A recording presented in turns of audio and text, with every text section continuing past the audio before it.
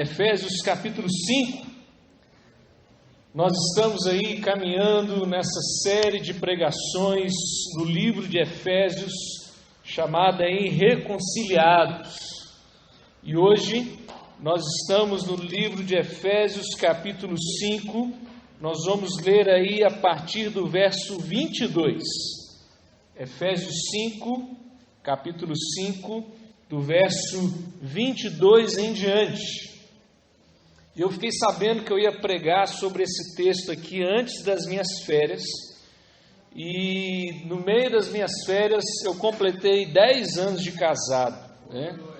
Bênção demais, né? O povo olha pra gente assim, pra mim, pra Fernanda, ninguém acredita, né, que a gente tem 10 anos de casado, né? Essa carinha assim, tá? Apesar de que ela é bem mais velha do que eu, viu, irmãos? Bem mais velha do que eu, né? 6 meses. Então, assim, 6 meses é muita coisa, gente. É um semestre na faculdade, né? O ano de 2016 tem 7 meses só até agora, né? Então, 6 meses é muita coisa.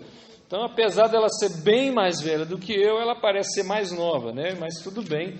E a gente completou aí 10 anos de casado. E esse texto que nós vamos ler aqui, geralmente é um texto que a gente ouve em casamento, né? Quando a gente vai no casamento, a gente ouve os pastores pregarem sobre exatamente esse texto que nós vamos ler aqui, Efésios 5, do 22 até o 33. E o texto diz assim: mulheres, sujeitem-se cada uma a seu marido como ao Senhor.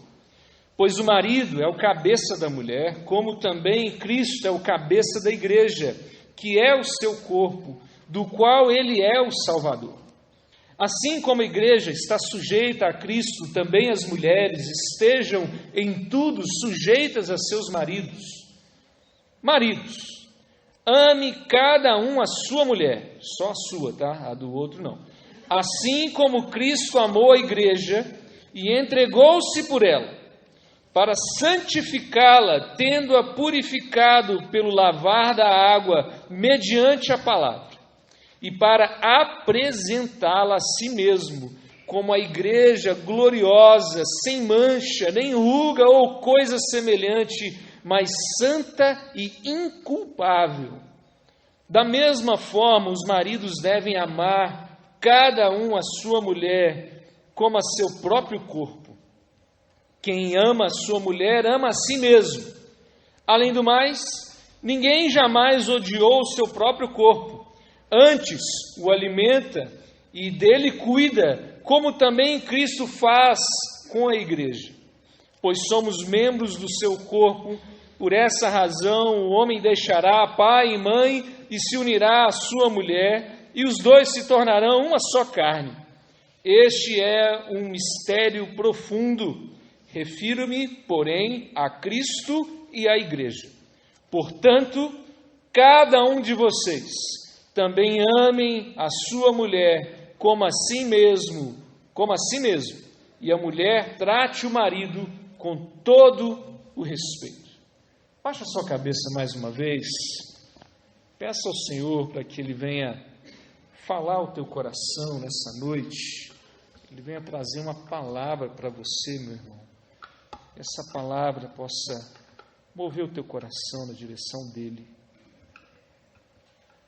Senhor, nós te adoramos e nós te bendizemos e nós clamamos ao Senhor que essa palavra lida aqui hoje possa, Deus, tocar nossa alma, nosso coração, para que haja crescimento na tua igreja.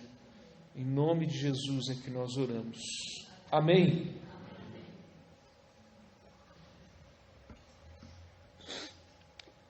O texto aqui fala de um relacionamento entre marido e mulher. Paulo já tinha falado aqui, né, no começo do capítulo 5, né, e a gente já estudou isso nos outros domingos, a respeito dessa vida em comunidade. E aí, se você olhar aí o versículo 21 do capítulo 5, ele fala aí: sujeitem-se uns aos outros por temor a Cristo. Então, Paulo está falando dessa unidade. E esse texto aqui, ele é um texto às vezes pouco compreendido. Teve uma vez que uma amiga minha, que não é daqui da igreja, me procurou e me pediu para fazer o casamento dela. Olha, eu queria que você fizesse o meu casamento e tal. Eu falei, olha, vamos conversar, né? Queria conhecer o seu noivo, a gente precisava bater um papo, né? Esse negócio de casamento é um negócio sério, não é brincadeira, né? E ela, não, vamos conversar assim, mas tem um negócio que eu já queria te adiantar. Eu falei, você pode falar. Sabe aquele negócio lá de mulher sujeitar o marido? Não fala isso lá não, entendeu?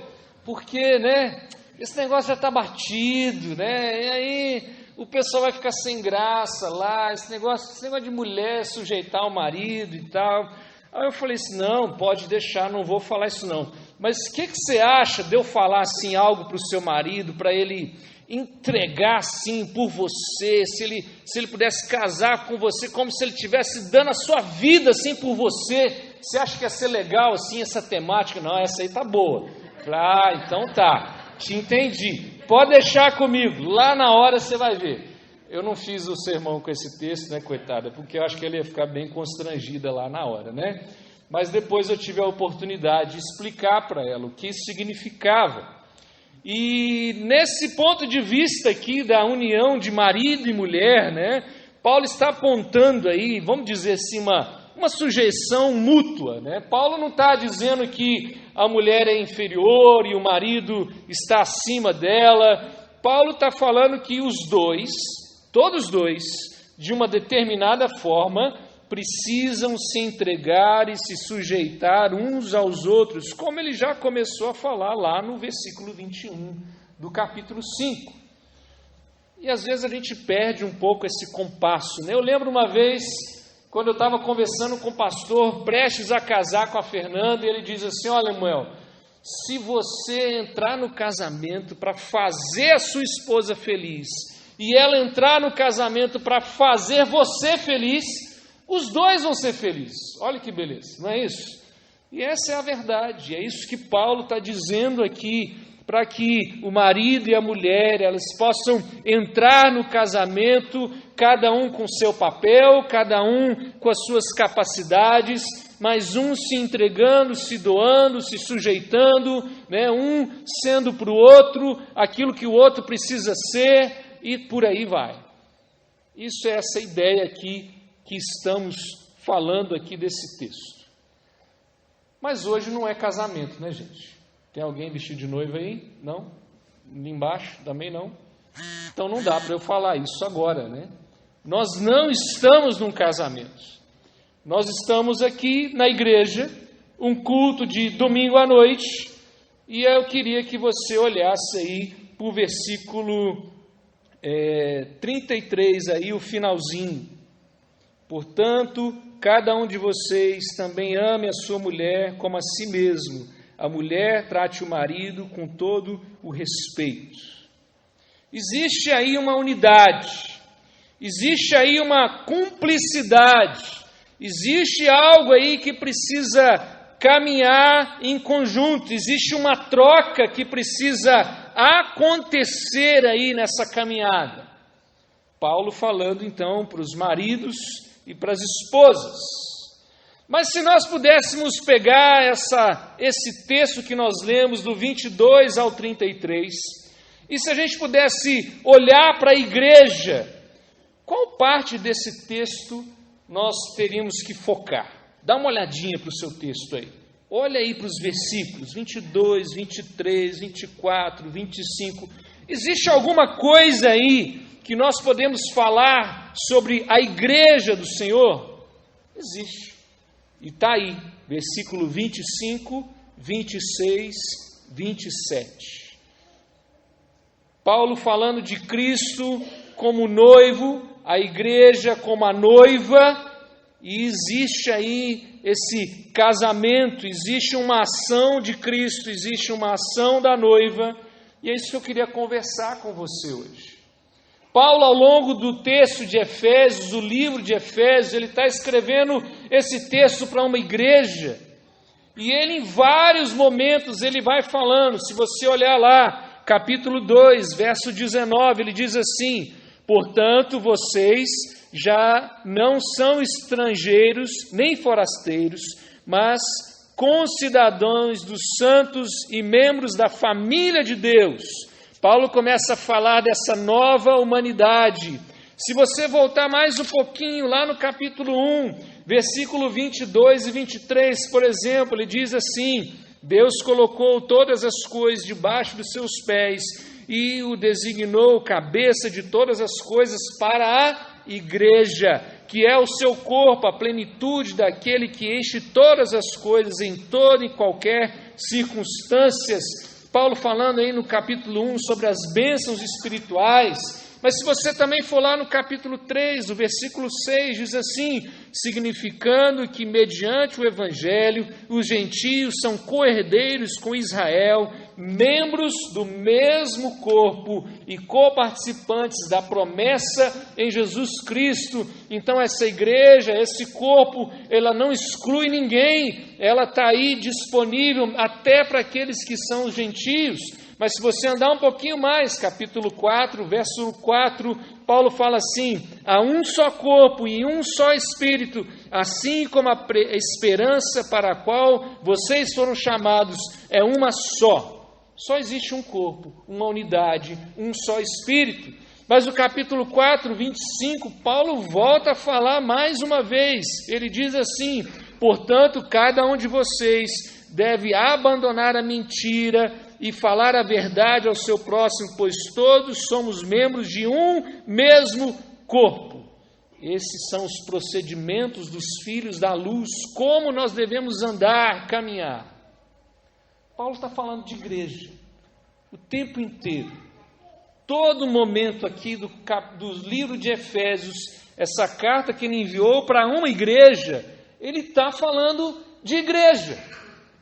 E aí no capítulo 5, Paulo falando dessa vida em comunidade, que é o poder, né, que nos capacita a viver essa comunidade. Que poder é esse? Que força é essa que nos capacita a ser igreja? Como é possível a gente olhar assim para pessoas tão diferentes, pessoas com histórias tão diferentes, famílias diferentes, lugares diferentes, temos a mesma fé, temos uma unidade, temos uma mesma mente, o mesmo espírito. Como é possível isso acontecer aqui nesse lugar?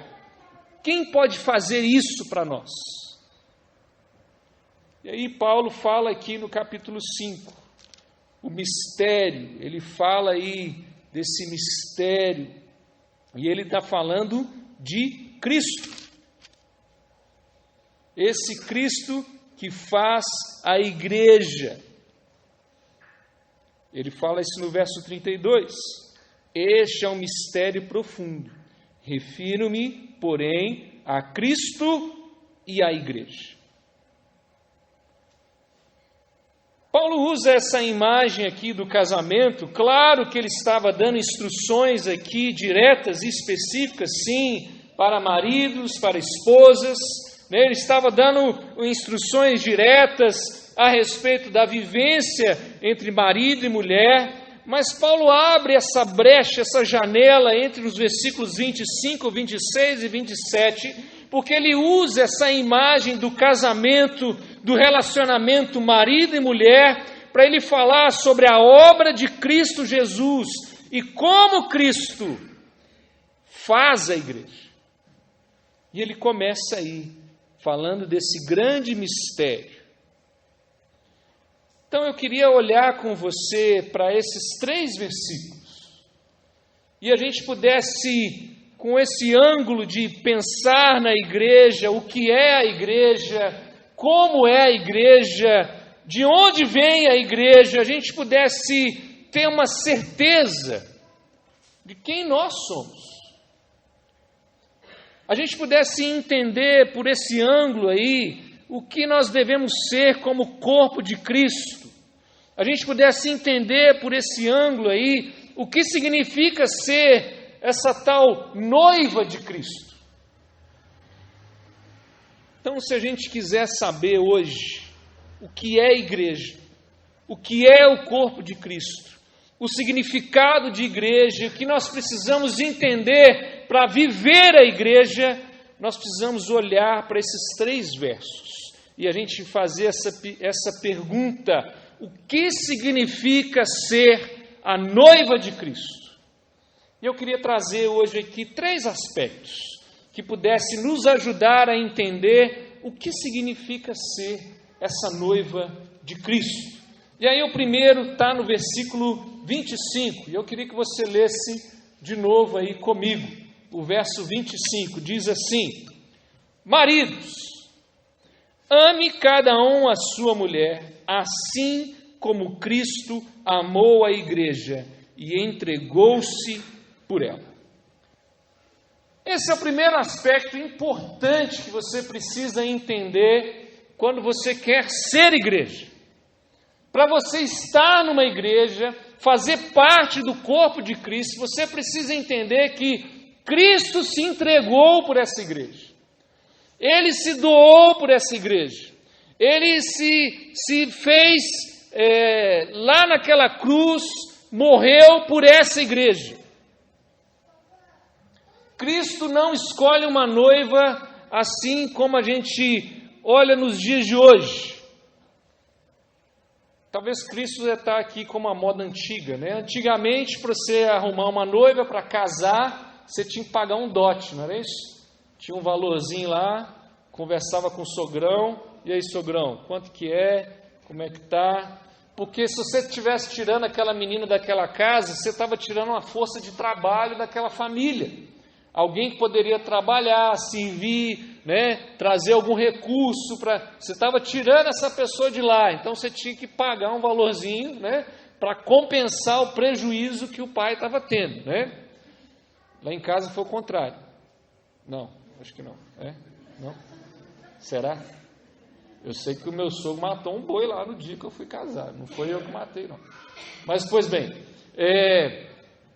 parece que Cristo faz a mesma coisa. Cristo, ele paga um dote. Ele resolve entregar a sua vida. Ele resolve morrer por essa noiva. E ele se entrega, ele escolhe, ele faz essa escolha desde lá da fundação do mundo.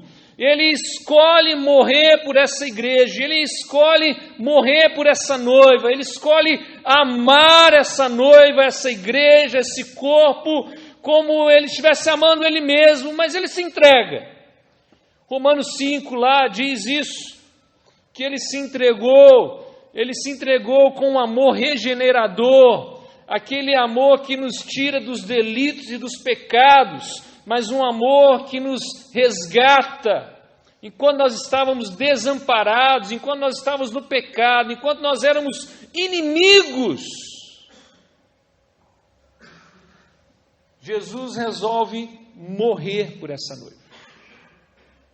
Esse era o valor que Jesus resolveu pagar por essa noiva. Jesus morre por ela. E não era uma noiva assim, se você parar para pensar, né? Presta atenção nisso. Podia ser que Jesus estava ali procurando aquela noiva e ele achou uma noiva assim que ela não era muito fiel assim, mas ela amava Jesus, ela demonstrava um amor por Jesus. Não. Essa noiva aqui que Cristo morreu, ela não queria Jesus. Essa noiva que Cristo morreu aqui, você podia dizer assim, era uma noiva que tinha lá suas dificuldades, mas ela queria estar com Jesus. Não! Era uma noiva que tinha rejeitado Jesus. E ele resolve morrer por ela.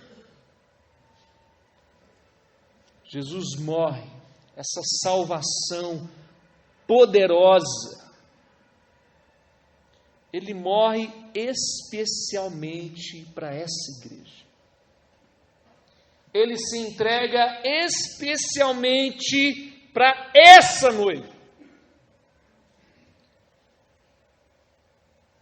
Essas férias eu e Fernanda estávamos visitando alguns amigos e a gente conversando com um rapaz e a gente tentando explicar esse negócio, né? Jesus amou o mundo e tal. E choca às vezes a gente dizer para as pessoas assim, olha aqui, Jesus ama o mundo, sim, Ele mandou o seu Filho, está lá em João 3,16, mas Ele morreu pela sua igreja. Foi pela igreja. Não foi por todo mundo, não foi por qualquer um, foi pela igreja. É um amor exclusivo, é um amor especial, é um amor dedicado. Cristo não é aquele tipo de noivo assim, eu amo a minha noiva, mas eu abraço todo mundo, eu beijo todo mundo. A Fernanda fica me cobrando assim, cuidado, aquela menina veio te beijar, aquela menina veio te abraçar, ela fica vigiando, viu, irmãos? Então, ok? Jesus não morreu, né? Ele era exclusivo. A morte de Jesus na cruz foi por essa noiva, por mais ninguém. A morte de Jesus na cruz foi por essa igreja, por o corpo de Cristo e por mais ninguém.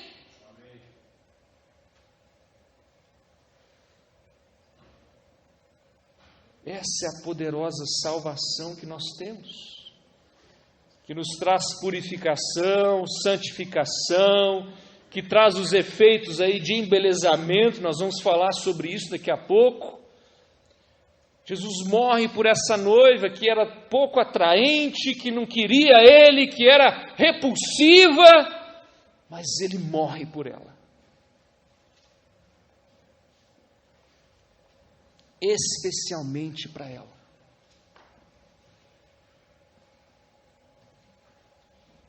Nesse aspecto, irmãos, você pode pensar duas coisas.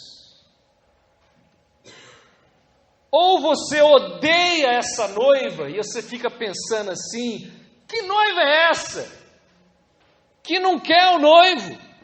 Que noiva é essa? Que é repulsiva ao noivo? Que noiva é essa que rejeita o noivo? Mesmo o noivo morrendo numa cruz, essa noiva aí, que coisa essa noiva, gente? Ou você odeia essa noiva, porque é de odiar mesmo, às vezes, ou você é quebrantado pelo amor de Cristo por essa noiva.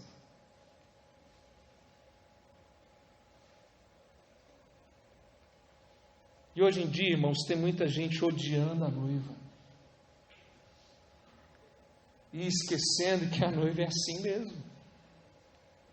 E o mais importante nessa história não é que ela negou Jesus, o mais importante nessa história é que Jesus, mesmo sabendo que noiva ele tinha escolhido, ele resolveu morrer por essa noiva.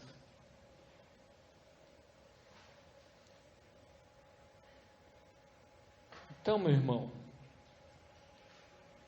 em vez de você ficar olhando para as dificuldades dessa noiva em amar o noivo,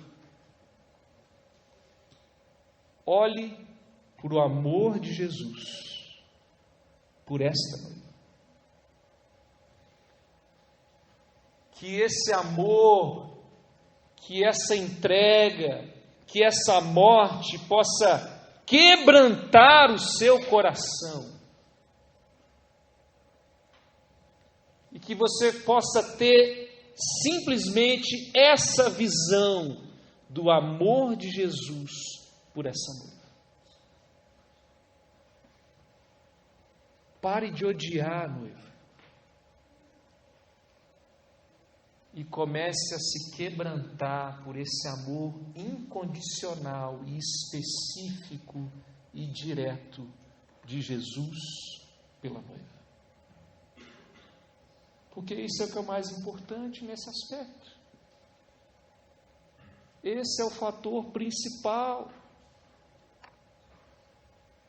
Esse é o que vale.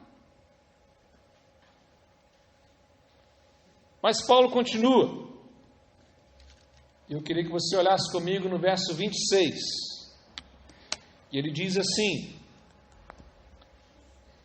para santificá-la, tendo-a purificado pelo lavar da água, mediante a palavra. O segundo aspecto importante é que Cristo purifica a igreja do pecado. Cristo é que purifica a noiva. O grande momento de um casamento é quando a noiva entra na igreja, certo? Fica todo mundo na expectativa, assim, como é que vai ser o vestido, né? Vai ser longo, vai ser curto, vai ser de renda, vai ter véu, não vai ter véu, né? E tal, como é que vai ser, isso, aquilo, né? E aí tem, né, gente que fica olhando para o vestido assim e fica, esse vestido está meio amarelo, né? Esse vestido não está tão branco assim, tem uma manchinha aqui, tem outra manchinha ali, né? Não, né? Fica reparando assim, né? Em vez de olhar assim, talvez para o todo, assim. E quando vem uma noiva que entra de preto, então, né, gente? Aí é um absurdo, né? Nossa, gente, que coisa horrorosa esse negócio. Noiva casando de preto, né? Afinal de contas, o vestido da noiva branco, assim, mostra que a noiva está imaculada, né? Ela é pura e tudo mais, né? Mas as más línguas ficam lá, caçando sujeirinha no vestido, vendo se o branco é branco mesmo e tal, e se tem outra cor, aí é cafona, é fora de moda, sei lá. Mas, irmãos, se nós olharmos para esse texto aqui que nós acabamos de ler, do verso 26, se nós, como noivas, estamos entrando na igreja, e se nós tivermos que ser, assim, lisonjeados pelo vestido que nós estamos usando, vai dar ruim. Não vai dar certo. Se nós vamos assim, né? Se nós vamos sentir bem, com aquele vestido branquinho assim, o casamento entre Cristo e a sua noiva não vai fazer você se sentir bem. Porque é uma imagem pouco atrativa. Porque o noivo precisa lavar a noiva. Botar lá aquele negocinho rosa, né? Para ver se fica branco mesmo. Bota na máquina de lavar, bota corar no sol, esfrega. Ele tem que lavar, banhar essa noiva. Ele fala aqui, nós já falamos do verso de Romanos, nós éramos inimigos e não amigos. Nós estávamos sujos e com uma culpa, uma sujeira do pecado em cima da gente, dentro da gente, para tudo quanto é lado. Se a gente fosse olhar para o vestido, nós não ia achar branco em lugar nenhum nesse vestido, mas ele escolheu morrer por essa noiva, e ele ressuscitou com essa noiva, e ele purificou essa noiva. Ele tirou essa imundície, ele levou a culpa, ele que torna as nossas vestes brancas, é pelo sangue derramado na cruz. A água aqui pode significar algumas coisas, né? Tem gente até que acha que no casamento tem que jogar uma água na noiva por causa desse trem que está nesse texto aqui, mas não é isso não, viu, gente? Cuidado, ok?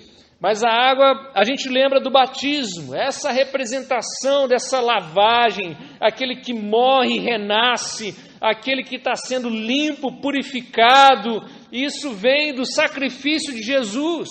É isso que está aí no versículo 25, Cristo amou a igreja e entregou-se por ela, para quê? Para santificá-la, tendo purificado pelo lavar da água, mediante a palavra.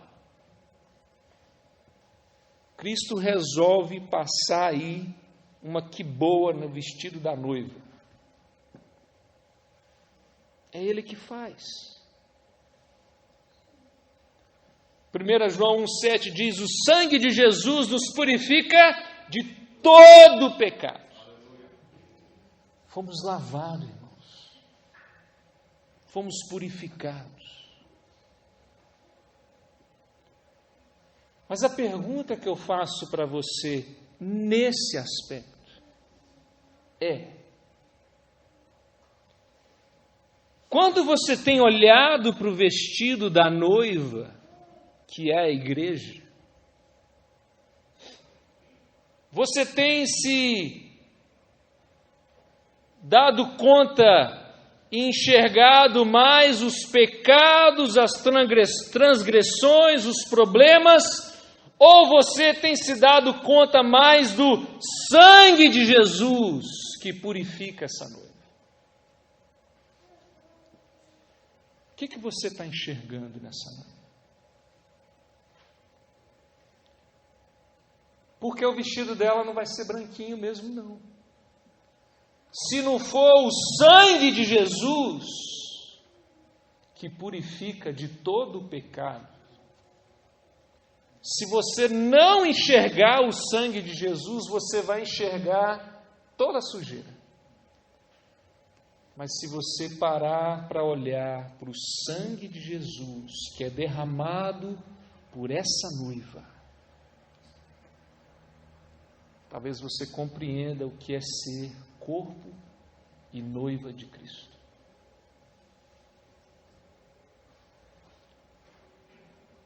Cristo é que se entrega pela noiva, e o que nós temos que prestar atenção é nesse amor de Jesus por essa noiva. É isso que precisa nos quebrantar. Cristo purifica essa noiva, e que nós precisamos nos atentar é pelo sangue de Jesus derramado sobre essa noiva. Mas em último lugar, no verso 27, diz assim: e para apresentá-la a si mesmo, como a igreja gloriosa, sem mancha, nem ruga ou coisa semelhante, mas santa e inculpável. Versículo 27, o ponto 3 aí. Cristo, Ele nos amou antes de sermos atraentes. Sim? Olha que beleza. Você amaria esse rapaz? Moças solteiras.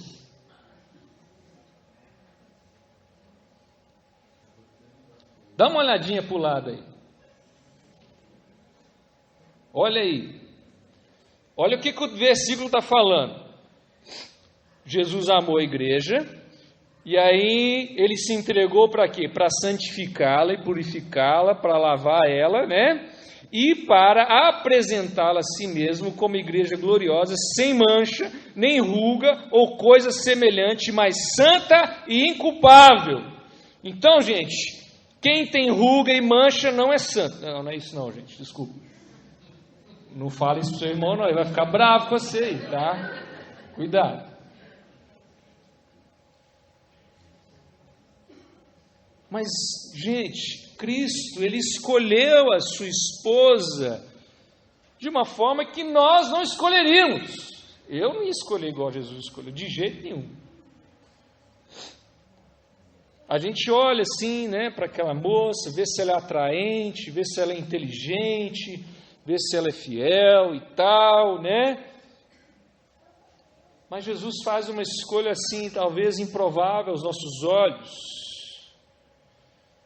Mas porque Ele é que torna essa noiva santa, é Ele que torna essa noiva inculpável, atraente, bonita, perfeita. É o próprio Jesus. O amor de Jesus por essa igreja, por mim, por você, por essa noiva, ele não começa assim por uma admiração, né? Ele não começa assim por uma beleza. O amor de Jesus por nós, esse amor livre, incondicional, ele vem por uma escolha de Jesus. Um amor que nos elege. Olha o que está lá, Efésios 1:4, nós já estudamos esse texto, ele diz assim: Ele nos escolheu nele, antes da fundação do mundo, para sermos santos, irrepreensíveis diante dele. Deus, Jesus, Ele nos escolheu para nos santificar, para sermos santos, e é Ele que faz isso em nós.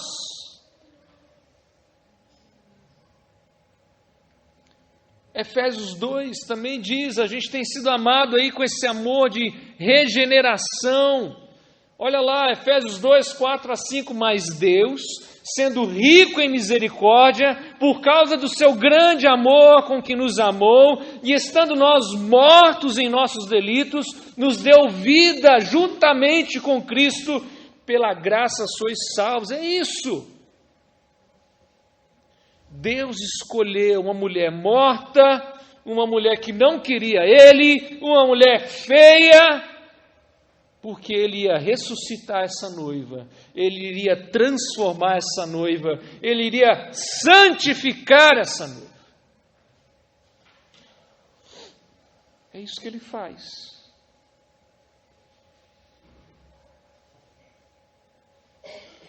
Ele ia trazer vida para essa noiva.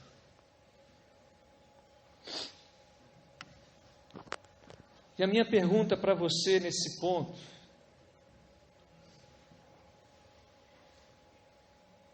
você está procurando beleza na igreja? Ou você está procurando um lugar onde tem gente nascendo de novo? O que você está procurando? Você está procurando uma igreja bonitinha, cheirosa, sem ruga, sem mancha, inculpável? Ou você está procurando uma igreja onde o próprio Cristo começa a trazer vida, santidade, transformação, gente nascendo de novo, pessoas sendo transformadas por esse amor de Cristo Jesus? Porque a noiva de Cristo, ela não está bonitinha ainda. Ela não está agradável ainda aos nossos olhos. Mas ela está sendo transformada pelo amor de Jesus.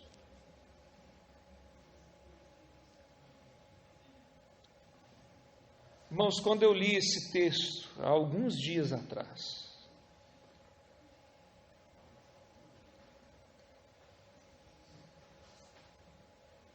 Deus incomodou meu coração, porque nós temos esses desejos e essas vontades humanas na vida da gente, de encontrar uma igreja, um lugar, de um povo que quer Jesus e tal. E a gente quer encontrar uma igreja, um lugar que o povo é santo, todo mundo branquinho, limpinho, sem sujeira nenhuma. E a gente quer encontrar um lugar assim atraente, bonitinho, bacana, sem ruga, sem mancha. Mas nós não somos assim. É Cristo que faz isso em nós.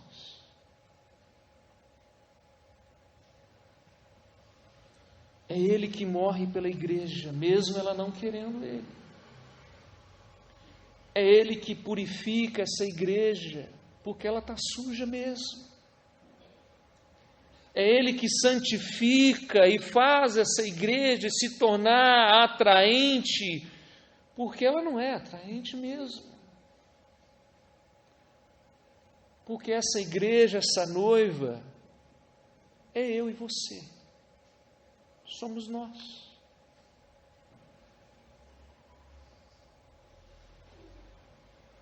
E muitas vezes a gente toma algumas decisões na vida da gente. Eu não vou lá mais por causa disso. Eu não dou meu dízimo mais por causa disso. Eu não vou por causa daquilo. Ok, irmãos, a gente sabe que às vezes acontecem problemas sérios, escândalos, dificuldades, situações que não deveriam estar no meio da igreja. Mas se nós olharmos para a igreja com a perspectiva de Jesus,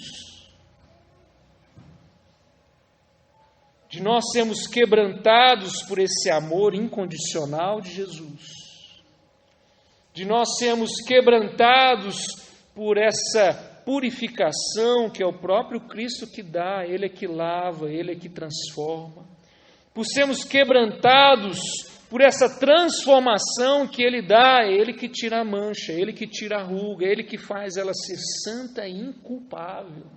É o Cristo, o próprio Cristo, é que faz essa obra na igreja. Quando nós começamos a olhar para a igreja com a perspectiva de Jesus, aí a gente perde as desculpas, a gente perde os desejos, a gente deixa de lado as vontades, a gente se entrega, a gente ama, a gente simplesmente se torna igreja.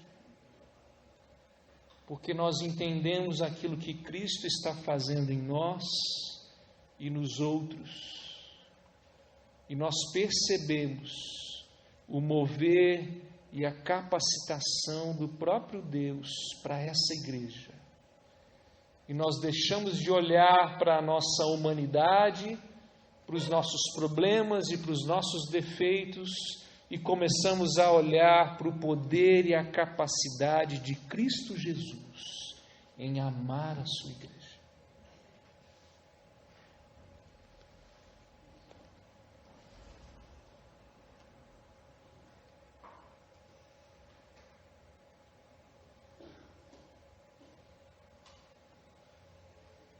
Eu queria muito que você saísse daqui nessa noite quebrantado pela obra de Jesus, pela sua igreja. Eu queria que você saísse daqui nessa noite refletindo talvez algumas posições, algumas opiniões, algumas decisões, por causa do sacrifício de Jesus pela sua igreja. Essa é a igreja de Jesus. Não é a igreja do pastor John, do pastor Lemuel, do pastor Felipe, do conselho, da liderança. Essa é a noiva de Jesus, a noiva de Cristo, que Ele escolheu morrer por ela. E Ele resolveu purificar essa igreja. E Ele é que santifica e transforma essa igreja. É o próprio Cristo que faz isso. E que você saísse daqui clamando ao Senhor para que Ele fizesse isso em você. Porque você é a igreja. Nós somos a igreja. Feche os seus olhos aí, eu quero orar por você.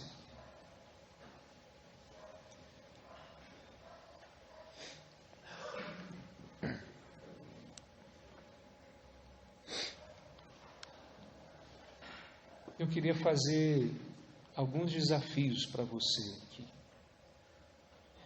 Primeiro, eu queria falar com você que ainda não teve um encontro com Jesus. Você ainda não tinha entendido que Ele morreu por você. Você se achava talvez imerecedor, ou você não estava nem aí. Mas Jesus morreu por você. E Ele quer purificar você. Ele quer transformar você. Ele quer tirar as rugas, as manchas.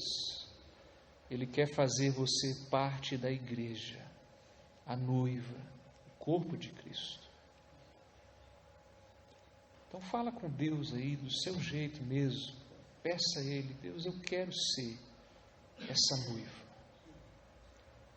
Eu quero fazer parte desse corpo. Talvez você estava longe. Talvez você estava cansado de igreja. Você já tinha desistido. Mas que você seja quebrantado hoje, meu irmão, com o amor de Jesus. Que Ele possa tocar o teu coração e você possa fazer essa oração também. Deus, eu quero estar na tua igreja. Eu quero ser corpo de Cristo. Eu quero ser a noiva de Jesus.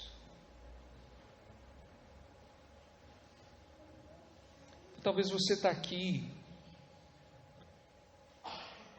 mas não está. Cheio de dons, cheio de talentos.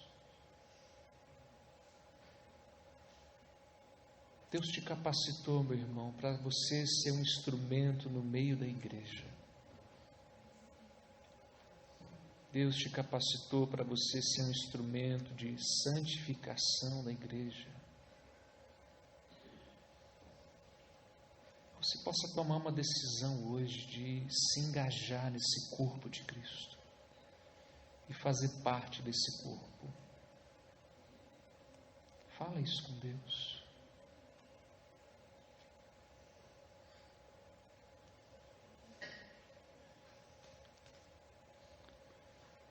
Senhor, nós te agradecemos, Pai, porque o Senhor decidiu morrer por mim,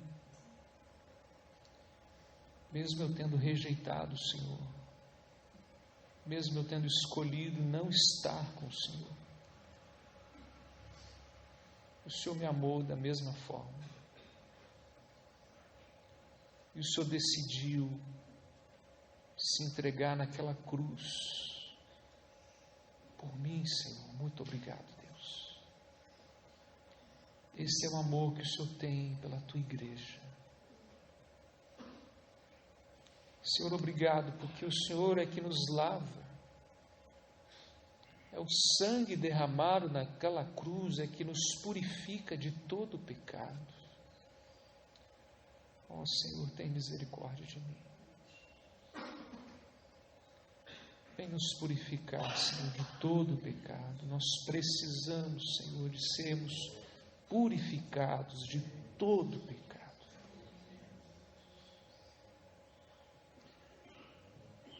Senhor, o Senhor é que tira toda mancha, toda ruga. O Senhor é que santifica. O Senhor é que nos torna inculpáveis. Oh Deus, obrigado, Senhor. Obrigado por esse amor incondicional. Obrigado, Senhor. Que nós possamos ser quebrantados diante desse amor e a gente possa olhar uns para os outros e amar uns aos outros, baseado nesse amor que o Senhor tem por nós. Nos quebranta na tua presença, Pai. Nos faz ser igreja de verdade, de fato, para que o Teu Evangelho seja proclamado aqui nesse lugar, Deus, e até os confins da terra, para que nós possamos ser sal e luz aqui nessa cidade, para que as pessoas, Senhor, quando vê essa noiva, eles possam perceber o Teu amor e a Tua bondade e a Tua misericórdia. E eles possam ser quebrantados diante do Senhor também, Senhor. Oh, Jesus. Obrigado, Senhor, porque o Senhor nos amou. Nos ensina e nos ajuda a amar a Tua igreja e a sermos o corpo de Cristo que o Senhor nos chamou para ser. Em nome de Jesus é que nós oramos. Amém? Graças a Deus.